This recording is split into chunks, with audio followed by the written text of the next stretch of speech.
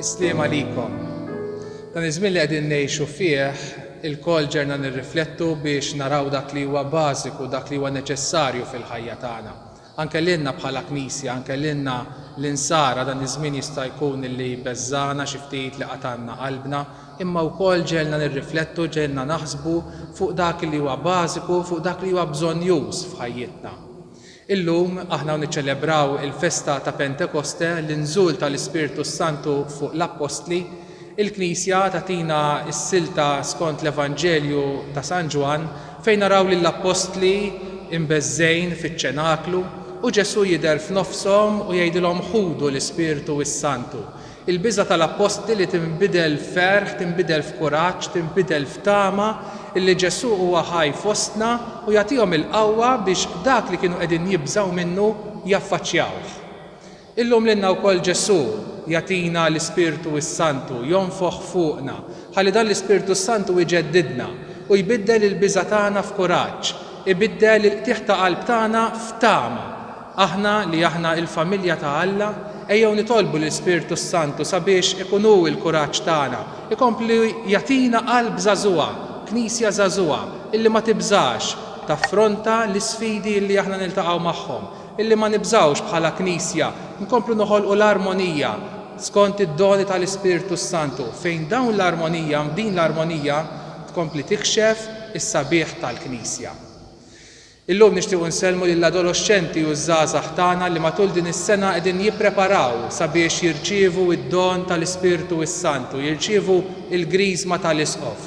Inħeġġuhom biex ma jaqtawx qalbhom, inħeġġuhom biex ikomplu jippreparaw sabiex jirċievu l-Ispiritu ta' Ġesu, sabiex flimkien mal-familja tagħhom ikomplu jkunu ta' xhieda, ikomplu jilqgħu l-isfidi tal-ħajja u mhux biss fil-familja imma anke fis-soċjetà tagħna.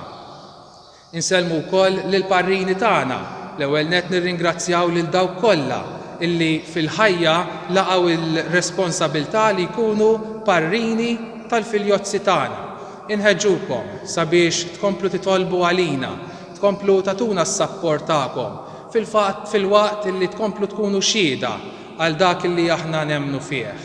Eżis parrini, illum inħeġġukom sabiex tagħtu telefonata lill-filjozzi tagħkom u tfakruhom fil-ġurnata sabiħa u għażiża tal-griżma tal-Isqof fejn bis-saħħa tagħkom aħna għadna iva lill-Ispiritu s-Santu sabiex ikunu li jdawwalna, sabiex ikunu li jurina t-triq, il-verità u l-ħajja li huwa il-mulej Ġesu fil-ħajja tagħna. Il-paċi magħkom. Numru sabiħ mill-membri tal-korijiet tal-parroċċja tagħna minn żgħar sa kbar naqdu flimkien biex flimkien mal-Knisja kollha nkantaw Veni Sancte Spiritus. Ejja Spiritu Qaddis, din it-talba li nitolbuha mill-qalb ħalli l-Ispiritu Santu jimla l-qalb tagħna. Ejjew flimkien magħhom nitolbu din it-talba flimkien.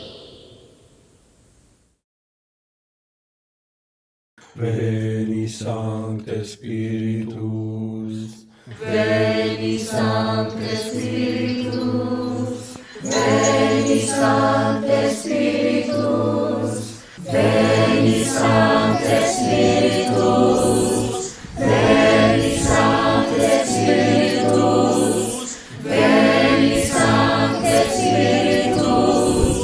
come Holy Spirit, from heaven shine forth, with your glorious light, Veni Sancte Spiritus, Veni Sancte Spiritus, Veni Sancte Spiritus, Veni Sancte Spiritus, O Spirit, concept of God, disperse the shadows over us, renew and strengthen your believers.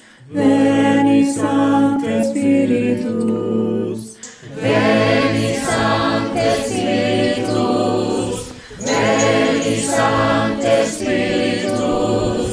Most kindly warming light, enter the inmost depths of our hearts, for we are faithful to you.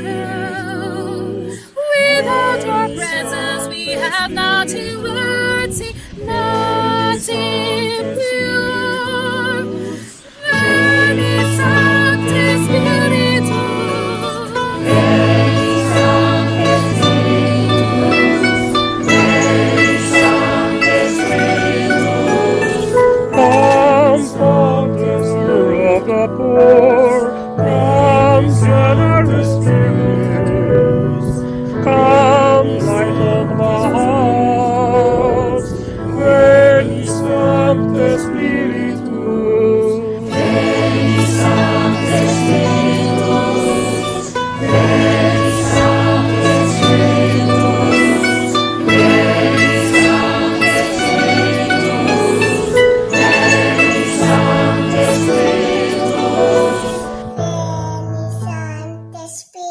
to